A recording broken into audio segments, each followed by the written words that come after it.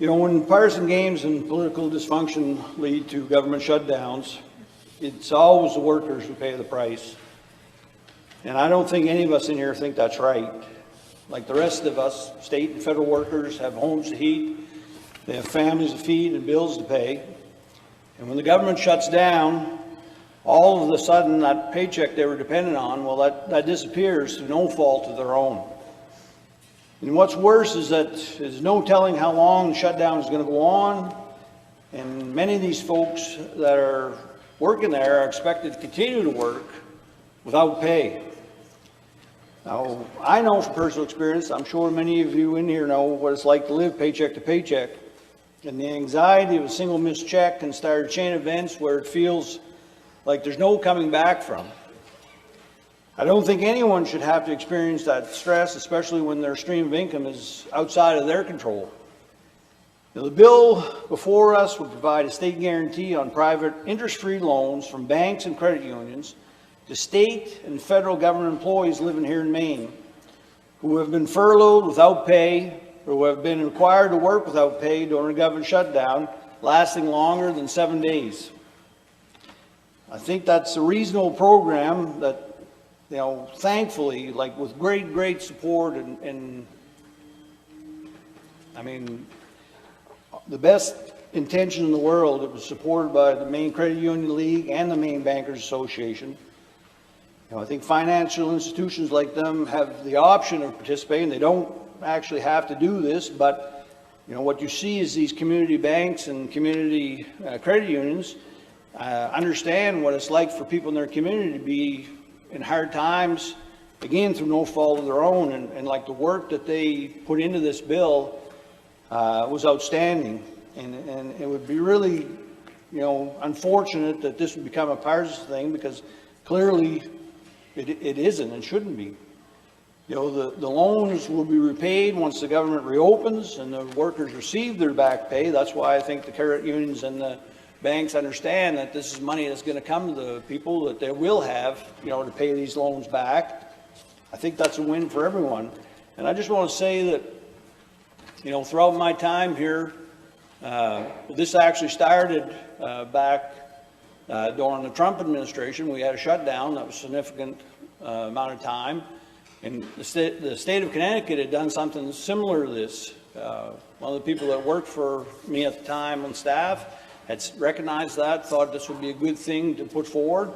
And immediately, once again, the credit unions and the banks stepped up and said, yeah, you know, we would like to be part of this. We would like to do this. We think this is a good thing. I think, you know, even back then, whatever that was, 4 or 5 years ago, the idea for me was that many of these federal workers have to continue to work. So if you're working 40, 50, 60 hours a week, wherever for the federal government, places like Portland Naval Shipyard, you know, doing important work, you know, with our nation's defense, they're required to work. And while they're required to work, they're not getting paid. If you're talking about 3-4 weeks or possibly more of not getting paid while you're working, I think that is a tremendous burden on people. You know, it'd be different if you were laid off and you were able to go and get another job in the interim and then come back to work sometime later. But if you're actually working those 50, 60 hours and not getting paid, well, where are you going to, what time are you going to have left to go and work somewhere to make up what you're not getting during that week, during that month? I think for many people that actually does put a massive burden on them. Those are Republicans, those are Democrats.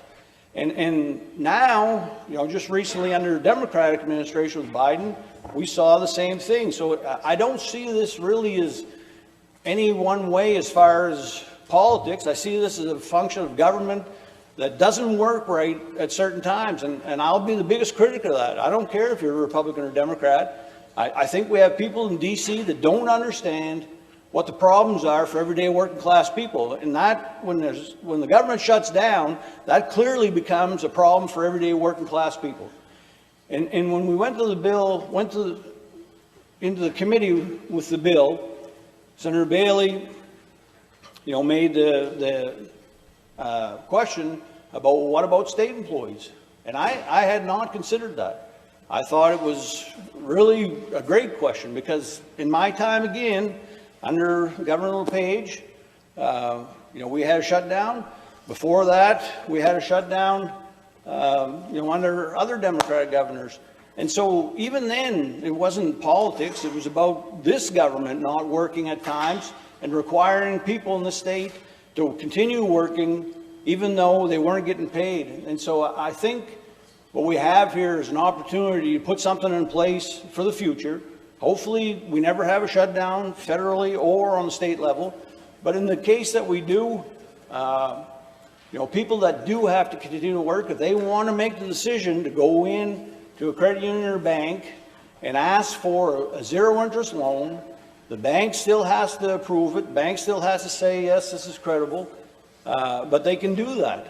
And it's only in those cases that there is a shutdown, they are a federal or state worker, and it's only after 7 days. I think there's a lot of safety built into this. Again, Maine bankers, Maine Credit Union, FAME all came together. It seems like, well, it doesn't seem, they do. They have really good interest in putting this together, hopefully for a time in the future that never happens. But 4 or 5 years ago when it happened, and then the shutdown ended, 17 days later, we weren't quick enough to enact this. We just recently had the threat of another shutdown, and that's why the bill is here. It obviously could happen in the future, and I just think that the state of Maine could be ready, like the state of Connecticut, to help our workers, both federally and state, and that's why I'm hoping that we can actually vote to support this wholeheartedly for the people in the state of Maine.